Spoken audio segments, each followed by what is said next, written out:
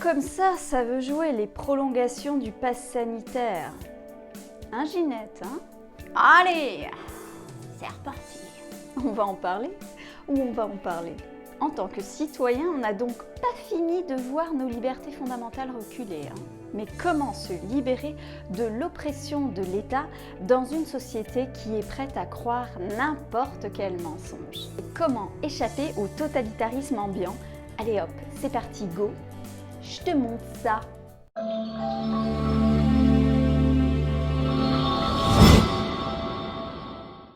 Alors cette vidéo s'adresse à tous ceux qui trouvent très difficile le contexte social dans lequel on est plongé en ce moment. Alors mon intention est double. Premièrement, elle est de vous motiver à trouver la force intérieure, la force mentale à supporter cette situation en attendant le retour de la vérité et d'éclaircir les composantes de l'axe intérieur qui vous soutient. Alors, dans la précédente vidéo, celle sur l'avenir de la spiritualité sera-t-il ésotérique, on avait vu ensemble que la complétude est un sentiment intérieur très très fort qu'on pourrait assimiler au bonheur. Il y a un gros danger dans cette société matérialiste dans laquelle on vit, c'est de confondre les notions de plaisir et les notions de bonheur. La notion de paix intérieure, dans un contexte environnemental où on pratique quotidiennement le menticide pour vous empêcher de réfléchir par vous-même et vous apporter des solutions toutes faites qui ne correspondent peut-être pas à ce que vous recherchez. Dans une société plongée dans le matérialisme, il devient de plus en plus compliqué de trouver le chemin qui mène à la paix intérieure. Et je vais vous montrer qu'il est nécessaire d'effectuer une révolution intérieure si l'on souhaite voir basculer ce totalitarisme ambiant au profit de quelque chose qui nous est plus écologique mentalement.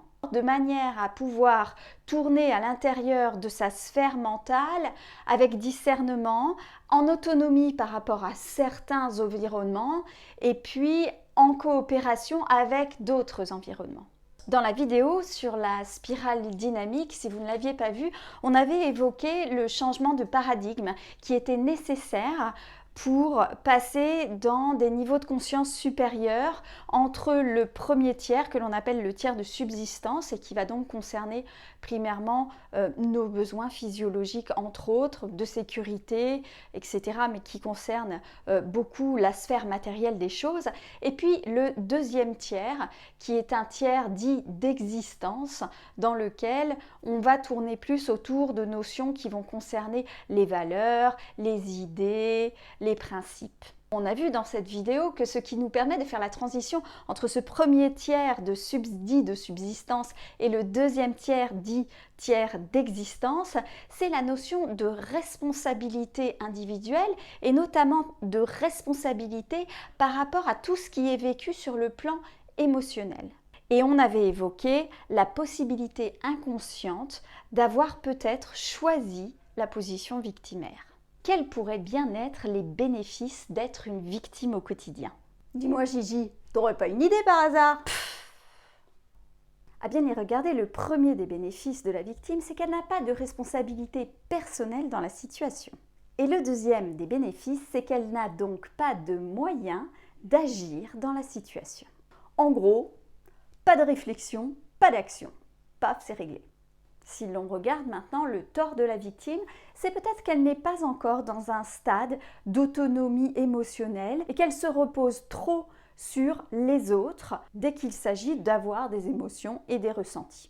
Quel serait alors le bénéfice du persécuteur? Pour examiner le bénéfice du persécuteur, je propose de faire un petit parallèle avec un bien mauvais persécuteur, c'est le pervers narcissique. Mais pas sous l'angle du bénéfice, plutôt sous l'angle du tort que l'on pourrait lui prêter. Ce que l'on peut surtout reprocher au pervers narcissique, c'est de faire passer son bénéfice personnel avant celui de l'autre, mais aussi avant celui de la relation qu'il entretient avec l'autre. Ça fait un petit peu penser d'ailleurs à la vidéo sur la théorie du développement de Susan Cook-Greuter qui est disponible sur Instagram au profil du diplomate. C'est-à-dire une personne qui serait orientée vers le jugement favorable de l'autre, mais pas encore orientée vers le jugement favorable de l'interaction de la relation qu'il a avec l'autre. Autrement dit, c'est une personne qui utilise les autres. Le bénéfice du persécuteur ou du manipulateur, c'est au contraire de dire que l'autre est entièrement responsable de ce qui lui arrive. Dans cette perspective, la question de savoir comment une société résiste aux tentatives d'oppression d'un pouvoir central revient à savoir comment on opère une révolution intérieure pour vivre dans sa vérité. Vivre sa vérité commence par refuser de vivre dans le mensonge. Ça, c'est la règle numéro 1. Et la règle numéro 2 pour vivre sa vérité, c'est de refuser d'entretenir le mensonge lorsqu'il nous est présenté. Et ça, même si le mensonge est couvert par le plus grand nombre, même si le mensonge est légiféré, c'est avant tout choisir de ne pas laisser ce mensonge diriger notre vie. Václav Havel, l'un des opposants au régime communiste durant le printemps de Prague et qui par la suite deviendra président de la Tchécoslovaquie, appelle cela vivre sa vérité. Si le pilier central du totalitarisme est de vivre dans le mensonge, alors il semble évident que la meilleure arme pour lutter contre ça, c'est de vivre dans la vérité. C'est d'ailleurs pour cette même raison que l'on s'oppose si férocement sur les réseaux sociaux ou ailleurs dès qu'il s'agit de parler du Covid par exemple. Et l'on va voir maintenant quelles sont les 2 capacités qui sont nécessaires pour vivre sa vérité. La première des qualités, c'est une acceptation pleine et entière de soi, pour vivre en toute authenticité, dans la pleine expression de soi, sans peur, sans crainte, sans reproche. Et la deuxième des exigences, c'est le renoncement à la perfection. Ça va nous permettre de vivre dans la plus pure spontanéité. Car la spontanéité est une forme imprévisible, imprédictible d'existence. C'est donc une forme d'existence qui échappe à toute tentative de domination. La deuxième étape pour vivre dans sa vérité vraie, c'est de placer sa conscience personnelle au-dessus des lois. Vivre selon sa conscience personnelle, c'est reconnaître que les règles du bien vivre ensemble ont été si pratiquées, elles sont tellement ancrées que l'on n'a plus besoin de lois pour les voir respectées. C'est reconnaître qu'il y a eu une élévation du niveau de conscience. C'est aussi reconnaître que respecter des lois ou des règles qui ont été amenées dans une société totalitaire, donc par l'utilisation du mensonge, revient à stagner, voire pire, à régresser sur le plan de la conscience. La règle, comme dans Fight Club, est toujours la même, ne jamais entretenir le mensonge à partir du moment où il a été reconnu comme tel. La crise que nous vivons est formidable sur un point. Parmi la somme des artistes qui sont censés représenter nos affects, que ce soit à la télé, que ce soit à la radio ou ailleurs, il est maintenant très facile de faire le distinguo entre ceux qui fonctionnent depuis leur cerveau droit, c'est-à-dire leur cerveau d'artiste, qui pensent avec le cœur et qui sont donc en faveur de la dignité humaine, et ceux qui ne sont que de vulgaires produits marketing, voire des fonctionnaires au service de la propagande, et qui fonctionnent depuis leur cerveau gauche, celui du calcul, de l'analyse et des prédictions. Il n'y a rien de mal à utiliser son cerveau gauche, mais ce que l'on appelle un artiste, est-ce que c'est pas quelqu'un qui est censé fonctionner en majeure partie dans son cerveau droit, surtout quand il en vient à défendre la dignité humaine? Je vous laisse être le juge de ça. Et j'attaque la 3e règle. Vivre sa vérité vraie, c'est soutenir la liberté des autres. Car fermer les yeux sur la perte de liberté des autres concitoyens, qu'ils soient soignants, qu'ils soient pompiers, qu'ils soient fonctionnaires ou commerçants, c'est accepter de perdre sa propre liberté. Comprendre l'importance de protéger les libertés des autres et la liberté en général, c'est comprendre qu'en faisant cela, on soutient l'expression de leur vérité intérieure. Que c'est le totalitarisme qui repose sur l'alimentation du mensonge, pas nécessairement les gens. Quoi qu'on en dise, la pleine et entière expression de soi ne repose que sur une faculté fondamentale, celle du discernement, c'est-à-dire de notre capacité à discerner le vrai du faux. C'est peut-être ça le travail d'une vie, gagner en lucidité. Mais t'as pas plus con que ça encore ?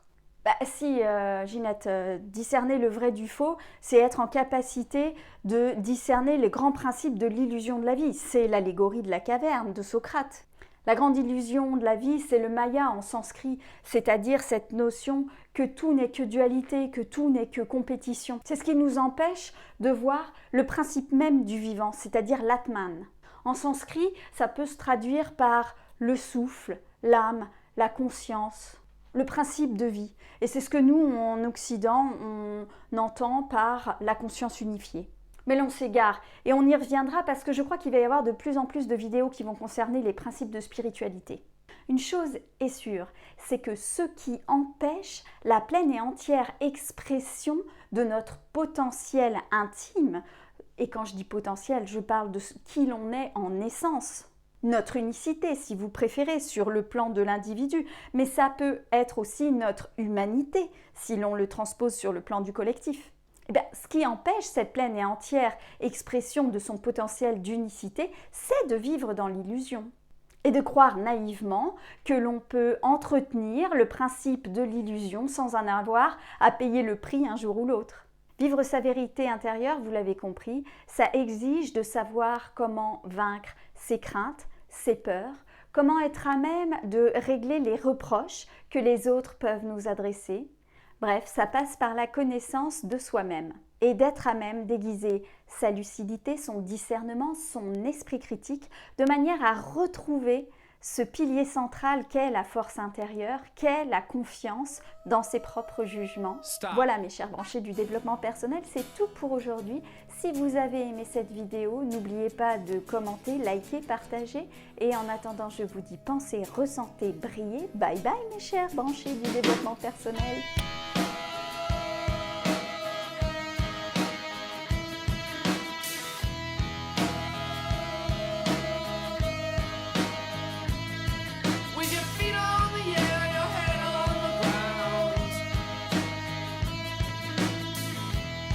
Try